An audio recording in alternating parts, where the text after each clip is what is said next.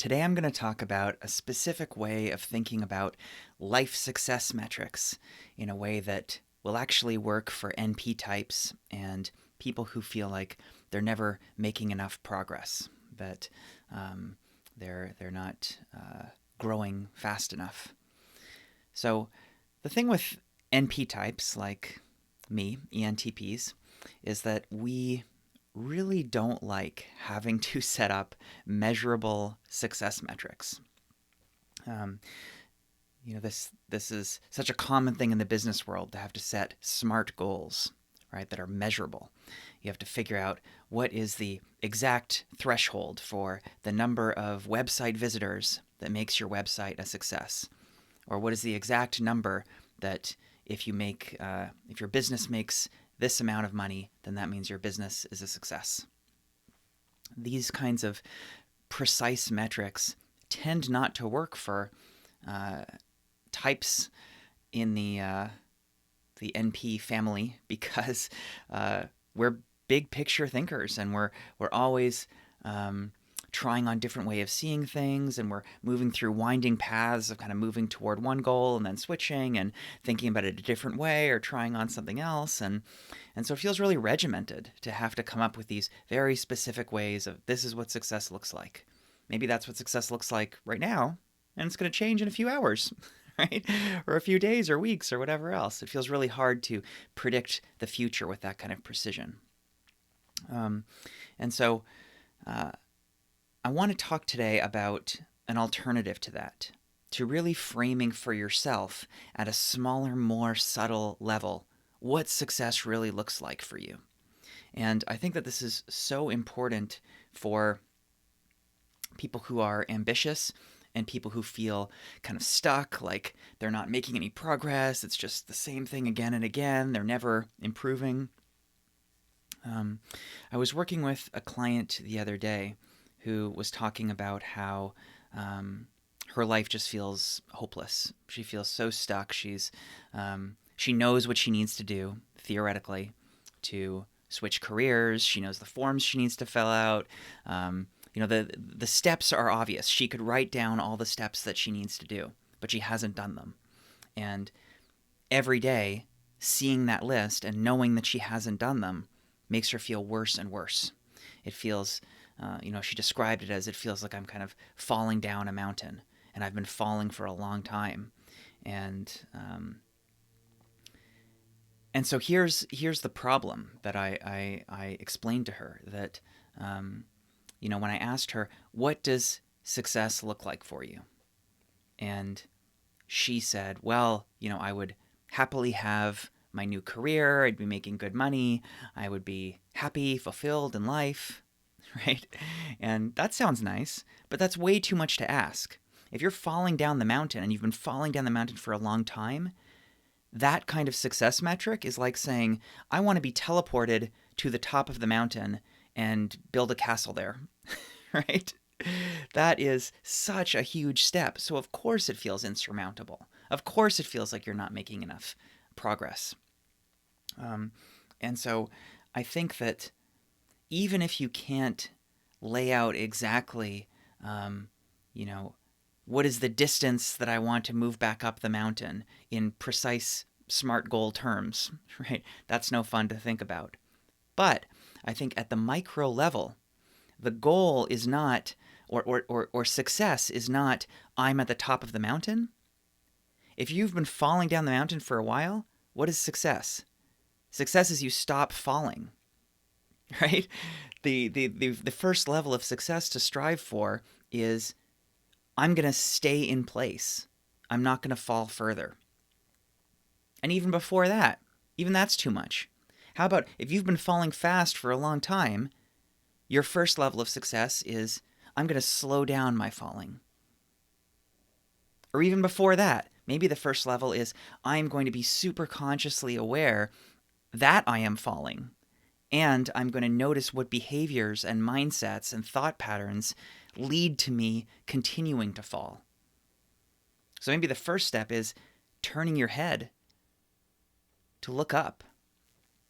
Because right now, where this client was, is they're so focused on this downward falling. I'm not making any progress. I keep messing up.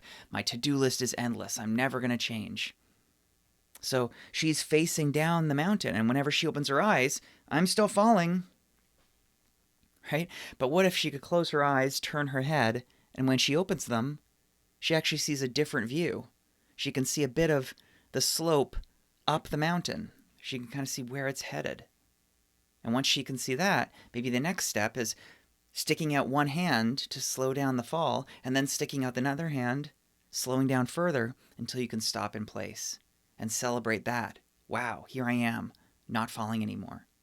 And then you can turn your head further and take a step up, and then another step up, and another step up, and eventually you get to that big goal at the top of the mountain. But I think this is, such a problem that NP types have, and a lot of NTJs as well, really, that we set these big theoretical goals for ourselves. And it's great to, be goal-oriented, to have aspirations. But if you have such a huge aspiration that requires so many steps to get there, and you look at that list of steps, it's not going to be inspiring. It's going to be overwhelming. It's going to make you do nothing.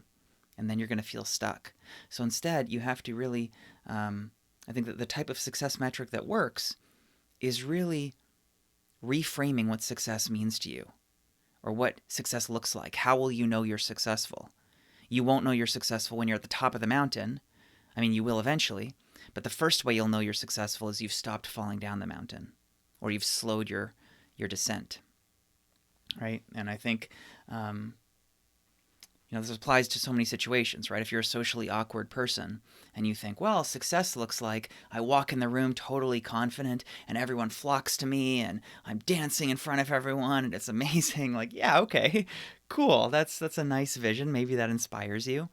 But it might also make you feel really disappointed in yourself if next time you walk in the room and you talk to one person, you have a successful conversation, but you're still not dancing in front of the whole room, then you see that as a failure. When in fact, that's a huge success. If before you didn't talk to anyone, and then one day you talk to one person, oh my God, that's amazing, right? You have to pause there and celebrate that success and recognize I'm doing it. This is what success looks like. This isn't failure. This is what success looks like. And really, I think the best example of this is meditation. A lot of people who are new to meditation or who have tried it a few times and decided, oh, it doesn't work for me. I'm just not a meditator. My mind is too active. I can't do it. The mistake they make is in assuming that what successful meditation looks like is a blank mind. That a good meditator will just close their eyes and immediately reach full serenity, where their mind clears and they're just experiencing bliss. And that's not true at all. Maybe if you're the Buddha, I don't know, but even him, when the story goes, when he was on his night working through the biggest challenges to get to enlightenment in the morning, that was a pretty hellish night. He was having a really hard time. He had to fight away demons and all this, hours and hours and hours of fighting to reach enlightenment. So a good meditator is not someone who has a perfectly clear mind. A good meditator is someone who continually gets distracted, notices the mind creating distractions, and each time comes back to the breath, comes back to the practice, the present moment awareness. That's what successful meditation looks like. So you're doing yourself a huge disservice if you believe success looks a certain way when that's not actually true. That's the whole point of meditation, is that you are going to be distracted because you're human. That's how the brain works. The brain is constantly thinking. And so the practice of meditation is being with that reality, seeing the brain coming up with thoughts all the time, and just noticing them. Oh, there's a thought. Cool. Back to the breath. Oh, another thought. Oh, and that's leading me to another thought, another thought. Whoa. I just went pretty far there. I just took 3 steps away. Let me back off and come back to the present moment. That's all it is. That is the practice of meditation. It's kind of messing up and then coming back. Messing up and coming back. So it's not really messing up. That is the practice. All right, so I challenge you to look through your catalog of current life experience, current framings of your life, and if you think that you're messing up your life or wasting your potential, wasting your time, not moving fast enough, whatever it is, try to figure out what is that goal that you have that's too big?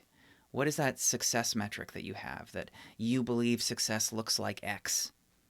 And how instead can you find something that is 5% of X, 1% of X? And maybe that's what success looks like. That is what a step towards success looks like. Sound good? Let me know how it goes.